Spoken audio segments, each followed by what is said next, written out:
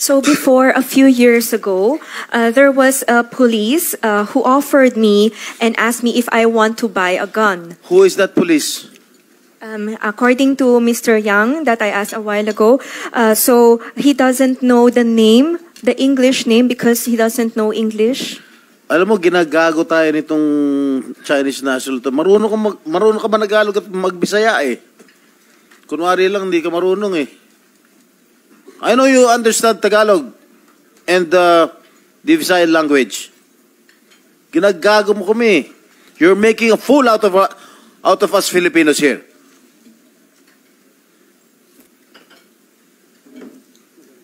Senator Joel. Yes, Madam Chair. It's really saddening na kung paano tayo paiikutin at babastusin lang nitong mga Chinese nationals na ito. Madam Chair, let me also ask,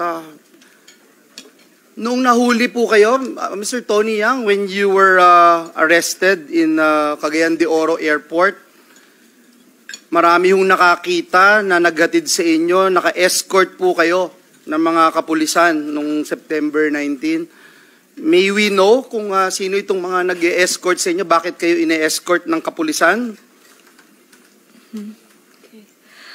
OK， 杨先生有一个问题，就是在9月19号，你在卡嘎yan机场被抓到的时候，你旁边有一些警察陪着你，请问这些警察是谁？而且他们为什么要陪着你？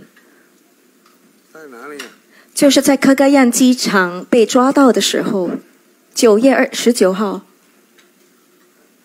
我都不是在卡加延机场被抓，我在马尼拉机场啊，都没有警察陪着我啊。So it was in Manila Airport when I was caught, and there was no police who was with me.